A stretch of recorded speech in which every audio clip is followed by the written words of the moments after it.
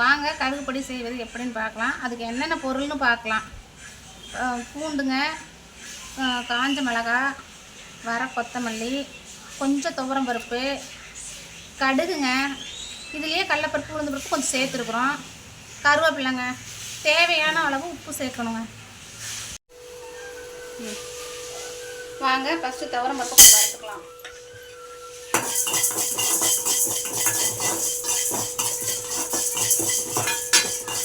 அது கூட மல்லியும் வறுத்துக்கலாங்க.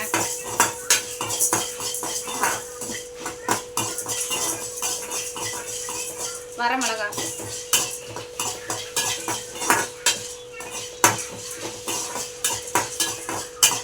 கருவேப்பிலை சேர்த்தாச்சுங்க.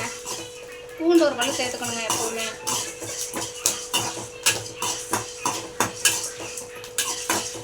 பருப்பு கருப்பு விடக்கூடாதுங்க.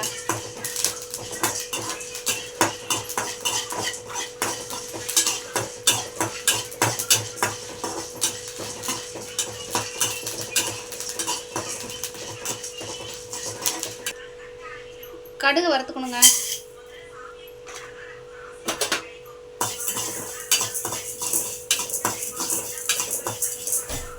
கடுகு நல்லா வெடிச்சு வரணும்.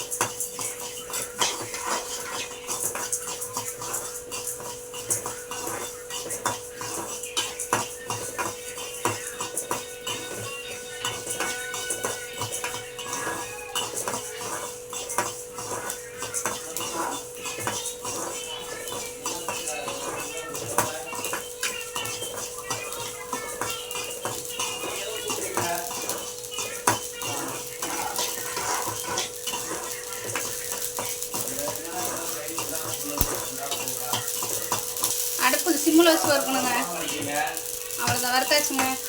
தேவையான உப்பு, பெருங்காயத்தூள் சேர்த்துக்கணுங்க. இதுலேயே கட்டி பெருங்காயம் சேர்த்தா நல்லா இருக்குங்க.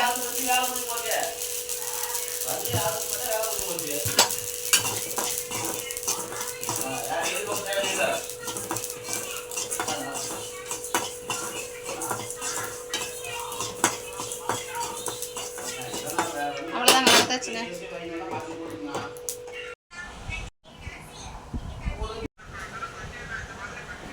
கடுகு பொடி நுணுக்கியாச்சுங்க. ரொம்ப நைஸாக நுணுக்கக்கூடாது, குறன்னு நுணுக்கணும். இது எல்லாருமே சாப்பிட்லாங்க. தோசையில் வச்சு சாப்பாட்டில் போட்டு சாப்பிட்லாம். டெலிவரி ஆனவங்க சாப்பிட்டா அவ்வளோ நல்லது. நல்ல ஒரு சத்தான ஒரு பொடிங்க இது.